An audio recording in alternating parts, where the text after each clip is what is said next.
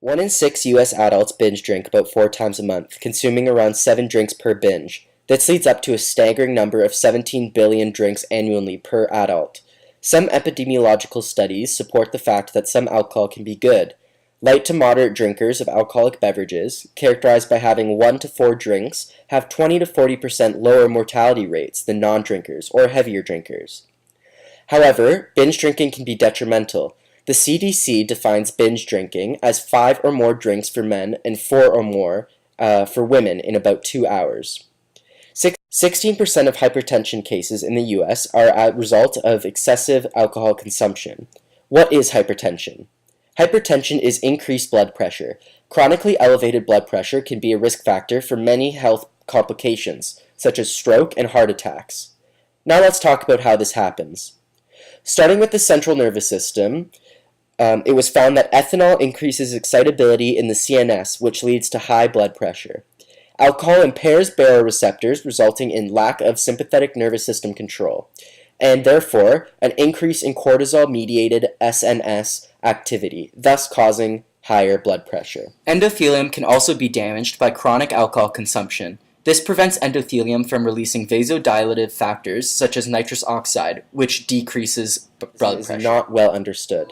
Research suggests that alcohol leads to a shift from extracellular calcium to intracellular calcium, causing increased sensitivity to vasoconstrictive factors like norepinephrine, causing elevated blood pressure. Chronic alcohol consumption also increases one's risk for developing cardiomyopathy, which has poor prognosis of only 2 years and can lead to heart failure. Chronic alcohol consumption literally poisons the heart and can be associated with many cardiac diseases. One heart condition that can develop as a result of chronic alcohol abuse is cirrhotic cardiomyopathy, where cirrhosis and scarring of the liver affects the cardiovascular system by elevating liver enzyme levels. The immune system can be affected by alcohol consumption as well, as ethanol alters lymphocyte function. Research has shown that immune suppression as a result of alcohol increases risk for myocarditis. Dilated cardiomyopathy causes impaired contraction and lower ejection fraction due to left ventricular thinning.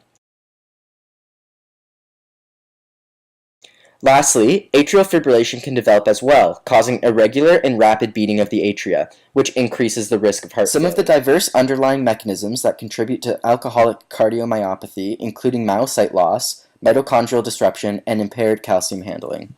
Stroke, which is abnormal blood delivery to brain tissue, can be influenced by alcohol intake. Binge drinking in one Finnish study was associated with 1.99 times the risk for ischemic stroke and 1.85 times the risk for total strokes compared to non-binge drinkers. As examined, alcohol increases blood pressure, which itself is a risk factor for stroke. Chronic binge drinking is also associated with cardiomyopathy, which can contribute to the formation of arrhythmias and heart failure, which is a stepping stone for stroke. Abnormal lipoprotein composition and lowered high-density lipoproteins caused by binge drinking also promote atherosclerosis, which impedes blood flow and can lead to stroke. Binge drinking also induces increased platelet aggregation, thromboxane, and clotting factor formation and release, and decreased fibrinolysis, especially in withdrawal periods. These changes in biochemistry can also promote stroke. So the next time you go out celebrating with your friends, try to tally your drinks. For more information about alcohol's effect on the heart, see www.drinkaware.co.uk or Glenn Pyle's lecture notes. You can also go to your local physician if you have any questions regarding your heart health.